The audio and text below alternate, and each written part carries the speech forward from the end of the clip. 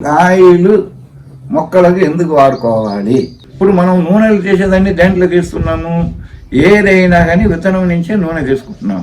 ఆ గింజల నైట్రోజన్, భాస్వరం, పొటాషియం, మిగిలిన మైక్రోన్యూట్రియన్స్ ఉండే వల్ల ఆ గింజల్ని మనం ఆయిల్గా చేసుకున్నాం అనుకోండి, ఆ పోషక విలువలన్నీ ఈ ఆయిల్లో వచ్చిన వల్ల ఈ ఆయిల్ను మళ్ళీ తిరిగి దానికి వాడుకోవచ్చు అనే ఉద్దేశం మీద మేము ఆయిల్ టెక్నాలజీని తీసుకురావడం జరిగింది. ఇది సైన్స్. దీని ముందుకు మేమేమనుకున్నాము, మనిషి తింటే ఉబ్బుతున్నాడు కదా, మొక్క ఎందుకు ఉబ్బదు అనేది అది వేరే టెక్నాలజీ. అది చదవని ఇప్పుడు తెలుసు, ఖచ్చితంగా తెలుసుకుని ఇప్పుడు ఇది వాడుతున్నాం. మిర్చి అనేటప్పుడు చాలా విషయాలు చెప్పుకోవాలి మనం. అంటే వీలైనంత వరకు రసాయన ఎరువులను తగ్గించుకుని సేంద్రియ ఎరువులు వాడుకుంటుంటే బెటర్గా ఉండేది. సేంద్రియ ఎరువులు వాడుకుని ఆయిల్ వాడుకున్నారంటే ఇంచుమించు మీరు రసాయన ఎరువులు కూడా వాడాల్సిన అవసరం కూడా ఉండవు. ఎందుకంటే రసాయన ఎరువులు వాడుకునేటప్పుడు ఇప్పుడు వాడుకున్న పొలాలు చూసాము, రసాయన ఎరువు వాడని పొలాలు కూడా మేము చూస్తున్నాము. రసాయన ఎరువులు వాడుకున్న పొలాలు ఏంటంటే తొందరగా చీడపీడలకు గురి అవుతుంది అన్నమాట.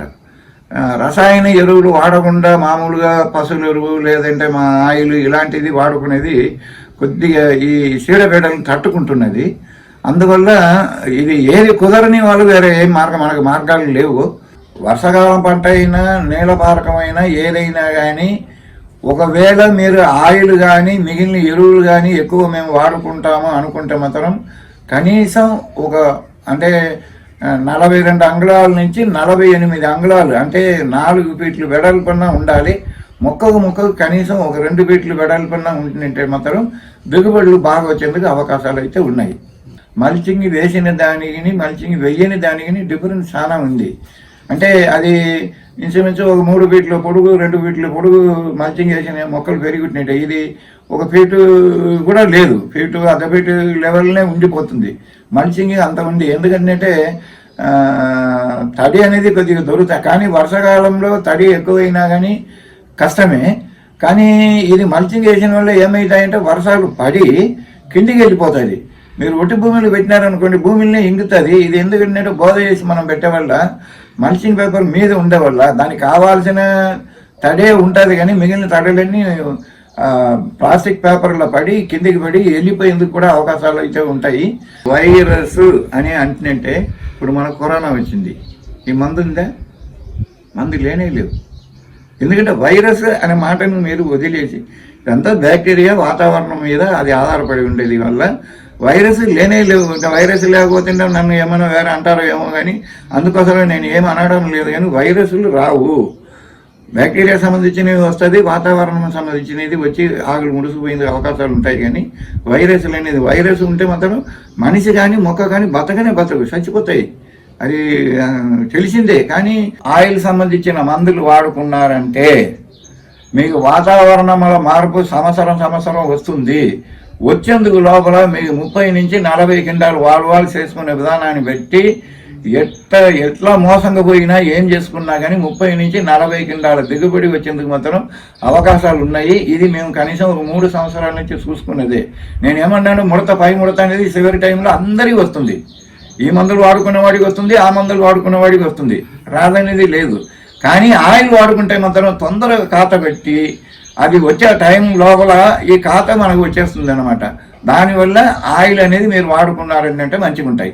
వేరుకుళ్ళు మిగిలినవి ఇవన్నీ చెప్తున్నారు కదా, ఈ వేరుకుళ్ళు ఇవి కూడాను ఇంచుమించు ఆయిల్ వాడుకున్న పొలాలకు మేము చూసినంత వరకు తెగుళ్ళు తక్కువ, ఇది కూడా రావడం లేదనేది మా ఒపీనియన్. ఇప్పుడు మిగిలిన దానికి దీనికి తేడాలు ఏంటంటే అది విడివిడిగా చేసుకోవాలి. ఇప్పుడు కొమ్మెండ్ల దగ్గర ఒక మందు, మళ్ళీ బూడి దగ్గరకు ఒక మందు, ఆకుమచ్చ దగ్గరకు ఒక మందు, అట్లా వాడుకోవాలి. ఇదన్నీ కాకుండా మేము ఒక దాంట్లో పెట్టుకున్నాము. మా మందులు మాత్రం అది ఒక దాంట్లో ఉంటే దీన్ని మీరు వాడుకున్నంటే ఈ 3 తెగులు కూడా కంట్రోల్ అయ్యి దిగుబడులు ఎక్కువ వస్తాయి. ఎప్పుడైనా కానీ మొక్క బాగా నీళ్లు లేనేటప్పుడు దేనైనా కానీ నీళ్లు దొరికితే బాగా తీసుకుంటాము అనే ఉద్దేశం దానికి ఉంటాయి. అందువల్ల నేను ఏమన్నానంటే నీళ్లు పెట్టి కొట్టుకునేందుకు అన్నాను. నీళ్లు పెట్టగానే మందులు కొట్టుకున్నారనుకోండి సపోజ్, అప్పుడు అది దాగంలో ఉంటాయి. ఆకుల మీద పడిన వెంటనే చెట్టు ఇమీడియట్గా తీసుకుంటుంది. మీరు ఇది లేకుండా మీరు తడి ఉన్నా సరే లేకపోయినా సరే మీకు వచ్చిన రోజులు అంటే మందులు కొట్టుకున్న రోజులు వచ్చే మాత్రం అది మీరు తడి పెట్టినా వాడుకోవచ్చు, తడి పెట్టలేదన్నా వాడుకోవచ్చు. ఇప్పుడు చీడపీడలు దేని నుంచి రావాలి? బ్యాక్టీరియా నుంచే రావాలి. మళ్ళీ బ్యాక్టీరియా నుంచి బ్యాక్టీరియా ఎక్కువ ఉండింది అనుకోండి మీ భూమిలో, ఇక చీడపీడలు వచ్చేందుకు అవకాశాలే లేవు. ఆయిల్ వాడుకునేటప్పుడు భూమిలో విపరీతమైన బ్యాక్టీరియా పెరిగిపోయి ఉంటాయి, మనకు మేలు చేసే బ్యాక్టీరియాలు.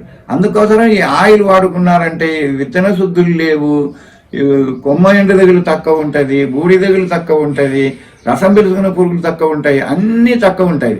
ఈ ఆయిల్ అనేది ఒకటి మనకు మంచి గొప్పగా దొరికింది, కానీ ఈ ఆయిల్ వాడుకున్నారంటే వీలైనంత వరకు సమస్యలు తీరిపోతుంది అనేది నా ఉద్దేశం అంతవరకే.